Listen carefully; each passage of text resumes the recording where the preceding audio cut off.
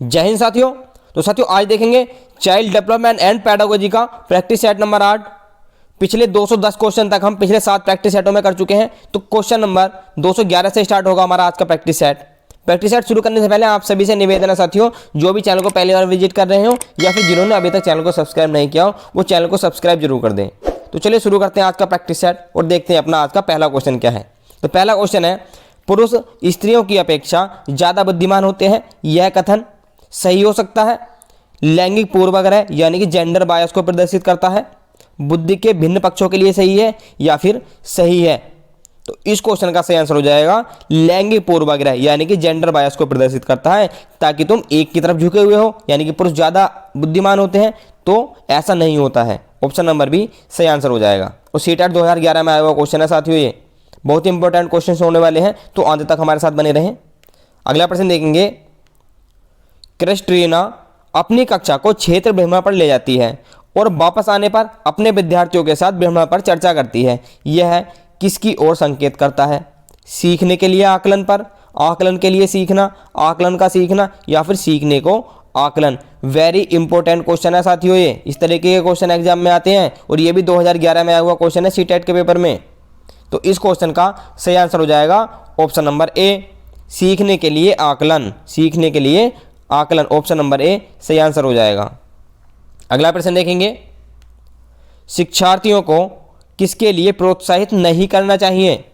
समूह कार्य में दूसरे शिक्षार्थियों के साथ सक्रिय रूप से अंतःक्रिया करने में, अधिक से अधिक पाठ्य सहगामी क्रियाओं में हिस्सा लेने में, शिक्षक जो पूछ सकते हैं उन सही प्रश्नों के उत्तर याद करने के लिए, या फिर कक्षा के अंदर और बाहर अधिक से अधिक प्रश्न पूछना?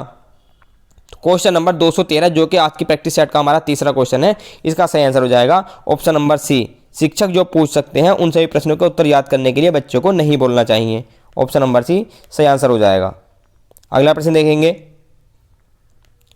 निम्नलिखित में से कौन सा रचनात्मक आकलन के लिए उपकरण नहीं है? क्रिएटिविटी के लिए उपकरण कौन सा नहीं है?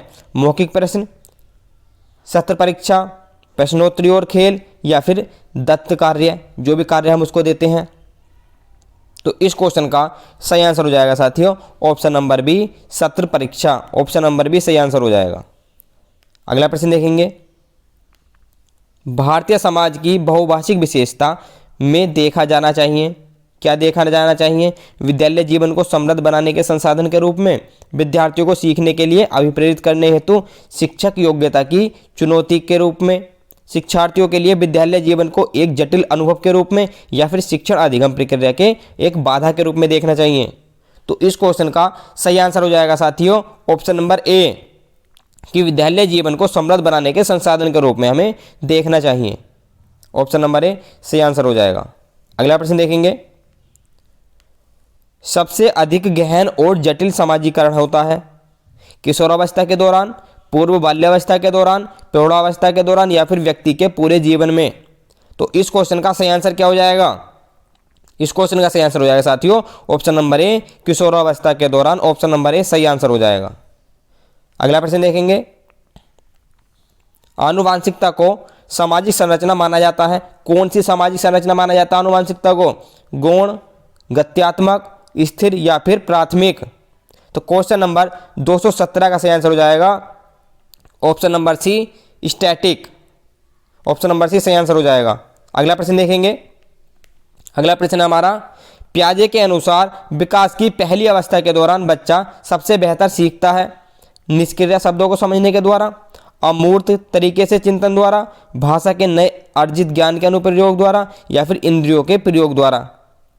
218 का सही आंसर हो जाएगा साथियों ऑप्शन नंबर डी, इंद्रियों के प्रयोग के द्वारा। ऑप्शन नंबर डी सही आंसर हो जाएगा। एक्सप्रेशन ही तो सीखता बच्चा स्टार्टिंग में। अगला प्रश्न देखेंगे, सीखने का वह सिद्धांत जो पूर्ण रूप से और केवल अवलोकनीय व्यवहार पर आधारित है, सीखने के किस सिद्धांत से संबंधित है? विकासवादी सिद्धांत से, व्यवहारवादी सिद्धांत से, रचनावादी सिद्धांत से, या फिर संज्ञानवादी सिद्धांत से? तो क्वेश्चन नंबर 219 का सही आंसर हो जाएगा ऑप्शन नंबर बी, व्यवहारवादी सिद्धांत से। ऑप्शन नंबर बी सही आंसर हो जाएगा इसका। अगला प्रश्न देखेंगे, सिद्धांत के रूप में रचनावाद क्या है? दुनिया के बारे में अगला दृष्टिकोण निर्मित करने में शिक्षार्थी की भूमिका पर बल देता है। सूचनाओं को याद करने और पुनः स्मरण द्वारा जांच करने में बल देता है। शिक्षक की प्रभुत्वशाली भूमिका पर बल देता है या फिर अनुकरण की भूमिका पर केंद्रित है। तो क्वेश्चन नंबर 220 का सही आंसर हो जाएगा हमारा ऑप्शन नंबर ए कि दुनिया के बारे में अपना दृष्टिकोण निर्मित करने में शिक्षार्थी की भूमिका पर बल देता है। ऑप्शन नंबर ए सही आंसर हो जाएगा साथियों इसका। अगला प्रश्न देखेंगे, अवधारणाओं का विकास मुख्य रूप से किसका हिस्सा है? बौद्धिक विकास का, शारीरिक विकास का, सामाजिक विकास का या फिर संवेगात्मक विकास का? तो इस क्वेश्चन का सही आंसर हो जाएगा क्वेश्चन नंबर 221 का ऑप्शन नंबर ए, बौद्धिक विकास का। ऑप्शन नंबर ए सही आंसर हो जाएगा। अगला प्रश्न देखेंगे, व्यक्तिगत शिक्षार्थी एक दूसरे से किस में भिन्न होते हैं?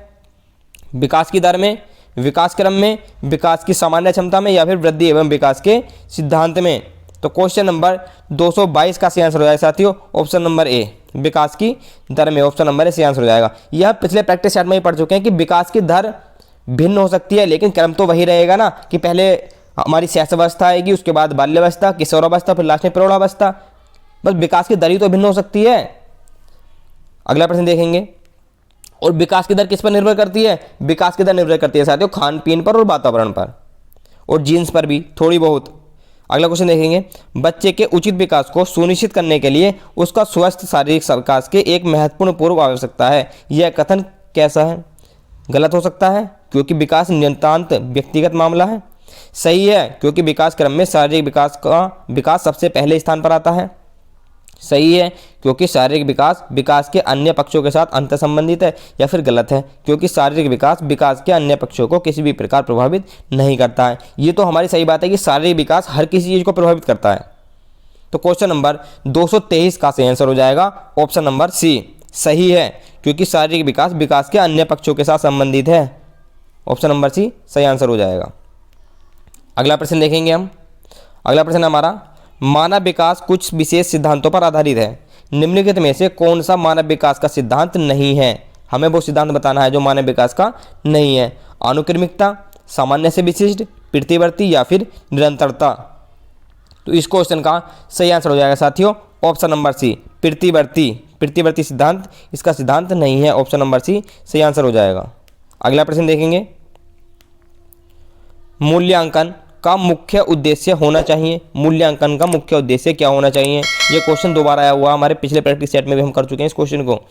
शिक्षार्थियों की उपलब्धि को मापना, यह निर्णय लेना कि क्या विद्यार्थी को अगली कक्षा में प्रोन्नत किया जाना चाहिए, सीखने में होने वाली कमियों का निदान और उनका उपचार करना, शिक्षार्थियों की त्रुटियां निकालना। तो क्वेश्चन नंबर 225 का सही आंसर हो जाएगा साथियों ऑप्शन नंबर सी, कि सीखने में होने वाली कमियों का निदान और उनका उपचार करना। पहले तो उनका कमियों का पता लगाना और फिर उनका उपचार करना। ऑप्शन नंबर सी इसका सही आंसर हो जाएगा। अगला प्रश्न देखेंगे, पियाजे के अनुसार संज्ञानात्मक बाल विकास की कितनी अवस्थाएं हैं? वेरी इंपॉर्टेंट क्वेश्चन है साथियों ये। पियाजे ने कितनी अवस्थाएं दी थी संज्ञानात्मक बाल विकास की? 3 अवस्थाएं, 4 अवस्थाएं, 5 अवस्थाएं या फिर 6 अवस्थाएं? तो इस क्वेश्चन का सही आंसर हो जाएगा साथियों ऑप्शन नंबर बी, 4 अवस्थाएं। ऑप्शन नंबर बी सही आंसर हो जाएगा। वो अवस्थाएं कौन कौन सी थी? सबसे पहला था हमारा संवेदी संकेतात्मक अवस्था, दूसरा था बाल्यावस्था, तीसरा था हमारा मूर्त संज्ञानात्मक अवस्था और चौथा था हमारा औपचारिक संज्ञानात्मक अवस्था। अगला प्रश्न देखेंगे, शिक्षार्थी मनुष्य में अंतर्निहित क्षमता का परिपूर्णता में विकास करते हैं। यह कथन किसका है? स्वामी विवेकानंद जी का, स्किनर का, पेस्टोलॉजी का या फिर रविन्द्रनाथ टैगोर का? तो क्वेश्चन नंबर 227 का सही आंसर हो जाएगा साथियों ऑप्शन नंबर ए, स्वामी विवेकानंद जी के द्वारा कहा गया ये कथन है। ऑप्शन नंबर ए सही आंसर हो जाएगा। अगला प्रश्न देखेंगे, विग व हंट के अनुसार कि किसकी विशेषताओं को सर्वोत्तम रूप से व्यक्त करने वाला एक शब्द है परिवर्तन? परिवर्तन शारीरिक, सामाजिक और मनोवैज्ञानिक होता है। तो किसको प्रभावित करता है? किसके लिए कहा गया है ये? शैशवावस्था के लिए, बाल्यावस्था के लिए, किशोरावस्था के लिए या फिर प्रौढ़ावस्था के लिए? तो इस क्वेश्चन का सही आंसर हो जाएगा साथियों ऑप्शन नंबर सी, किशोरावस्था के लिए। ऑप्शन नंबर सी सही आंसर हो जाएगा। साथियों यहाँ पर अच्छे से दिखाई नहीं दे रहा है, मैं समझ सकता हूँ, लेकिन मैं बोल रहा हूँ उस पर ध्यान दो।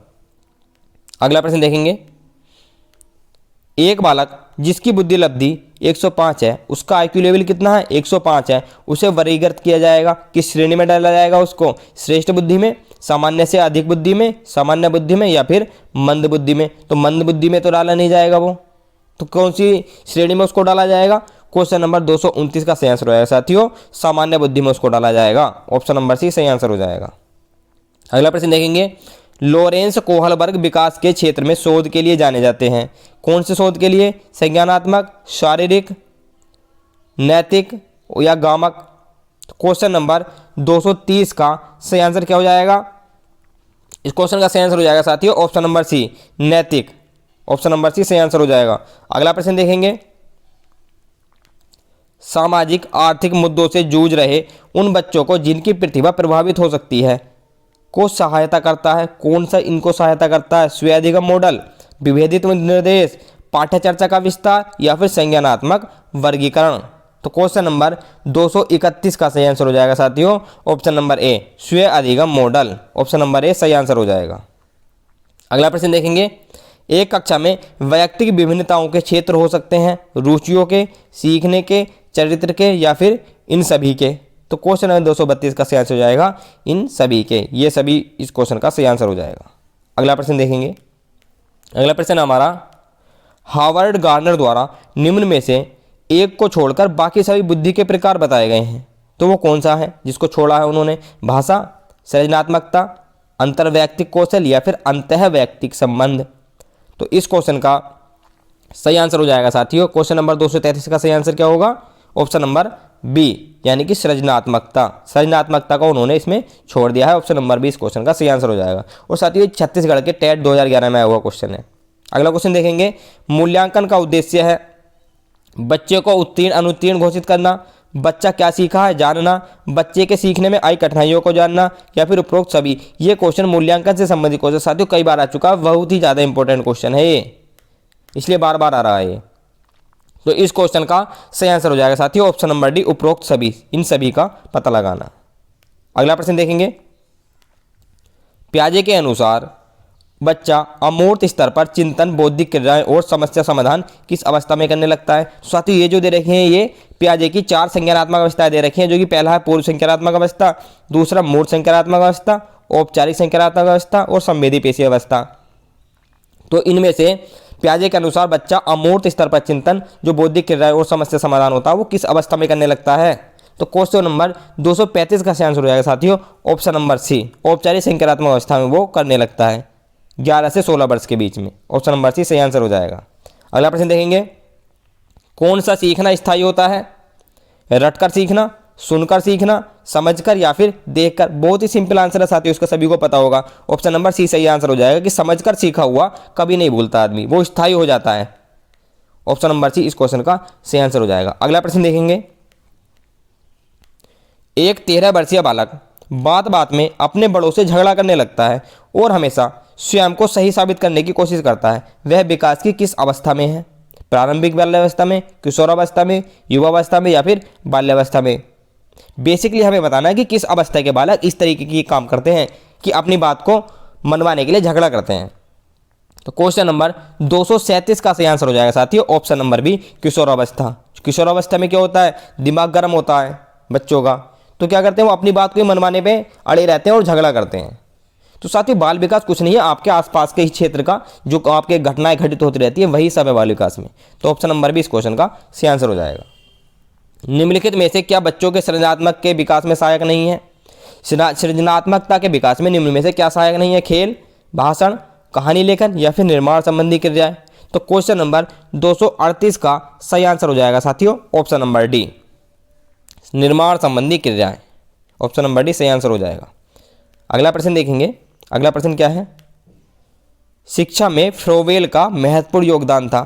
फ्रोबेल जो एक प्रतिपादक थे, उनका महत्वपूर्ण योगदान था शिक्षा में किसके लिए? व्यावसायिक स्कूल के लिए, पब्लिक स्कूल के लिए, किंडरगार्टन के लिए या फिर लैटिन स्कूल के लिए? वेरी इंपॉर्टेंट क्वेश्चन है साथियों ये। तो इसका सही आंसर हो जाएगा किंडरगार्टन के लिए। ऑप्शन नंबर सी सही आंसर हो जाएगा। साथियों ये क्वेश्चन यहाँ से ये भी बन सकता है कि किंडरगार्टन पद्धति या किंडरगार्टन सिद्धांत किसने दिया था? तो वो दिया था साथियों फ्रोबेल ने। अगला क्वेश्चन देखेंगे और आज के प्रैक्टिस सेट का हमारा लास्ट क्वेश्चन हो गया है क्वेश्चन नंबर 240। निम्नलिखित में से संश्लेषण का उदाहरण है। निम्नलिखित में संश्लेषण का उदाहरण कौन सा है? निबंध लिखना, भाषण देना, प्रमेय सिद्ध करना या फिर चित्र रंगना। तो क्वेश्चन नंबर 240 का सही आंसर हो जाएगा साथियों ऑप्शन नंबर सी, प्रमेय सिद्ध करना। प्रमेय सिद्ध करना संश्लेषण का उदाहरण है। ऑप्शन नंबर सी सही आंसर हो जाएगा। साथियों ये थे हमारे CDP के 30 बहुत ही महत्वपूर्ण प्रश्न। जो भी साथी चैनल पर नए हैं साथियों, एक बार फिर से आपसे निवेदन है कि चैनल को सब्सक्राइब जरूर कर दें और साथ में वीडियो को लाइक भी कर दें। तो हम मिलते हैं आपसे अगले प्रैक्टिस सेट में। जय हिंद।